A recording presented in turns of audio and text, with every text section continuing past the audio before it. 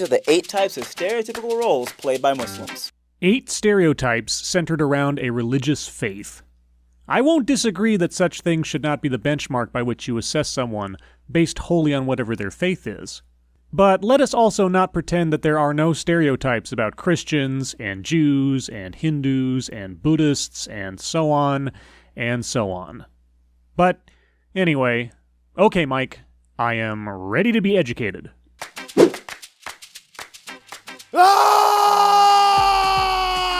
Yes, that is a stereotype.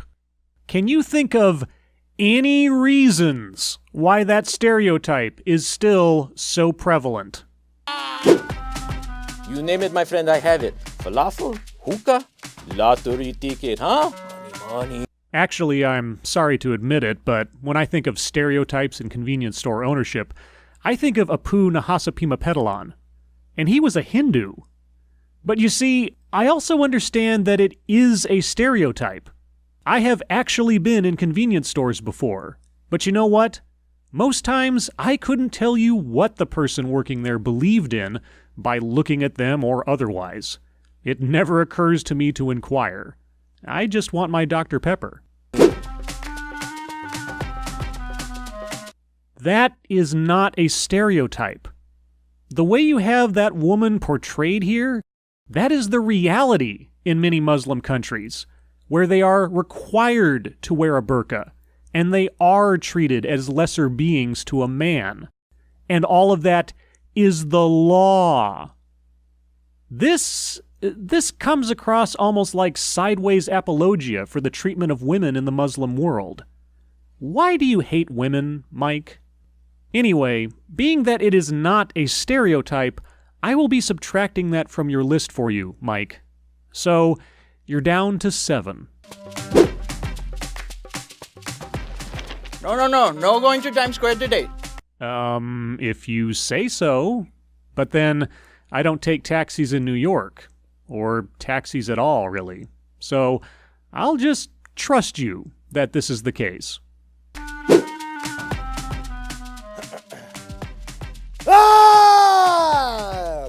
Okay, so now we're only really talking 6 stereotypes then. Got it. Good news is, this is the only positive stereotype. So owning a convenience store or driving a taxi, those are not positive stereotypes. Running your own business and working for a living are inferior notions to being a medical doctor. Well, if you say so, Mike. Bad news is, it's diabetes.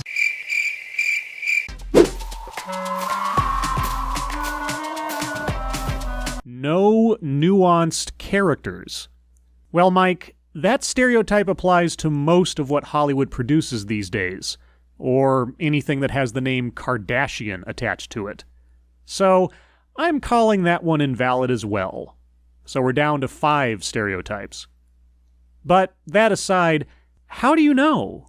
For every complex, fictional character out there whose personal beliefs are never defined, why not just pretend that they're also Muslim? It's as difficult an exercise as thinking of them as Christian or Jewish. And for those characters whose faith is explicitly defined as Muslim these days, there's no nuance presented, no extra layers to differentiate them from the very stereotypes you're complaining about. If you say so, Mike. Yeah, okay. So, 4 stereotypes. And even if you reject my executive subtractions, you're still only talking about 6 stereotypes. How many stereotypes can you think of for Jews, Mike? Or Christians? Or Scientologists? Or Mormons? Are you going to do videos on those faiths next? I really hope so. There are 1.7 billion Muslims in the world who live their lives day to day just like anyone else. Yes, and there will always be stereotypes surrounding people of all races and all creeds. It's an artifact of how human beings try and understand the world around them. We are all both victims and perpetrators of these things, whether we like it or not. I mean, you would never succumb to the laziness of stereotypes, Would you? Are all white people racist? Short answer, no. Long answer, yes, of course. Representation matters, so represent us accordingly. Huh, that sounds like a demand. But, I mean, you wouldn't be demanding people to make things for you, would you? So, I look forward to Mike producing and distributing shows and movies which depict fictional Muslims in the correct way. I cannot wait. Now, that's where the Mike video ends. However, I'd like you to listen for just a moment longer.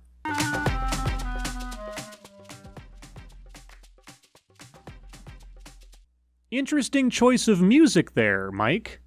But isn't that kind of, I don't know, stereotypically Muslim?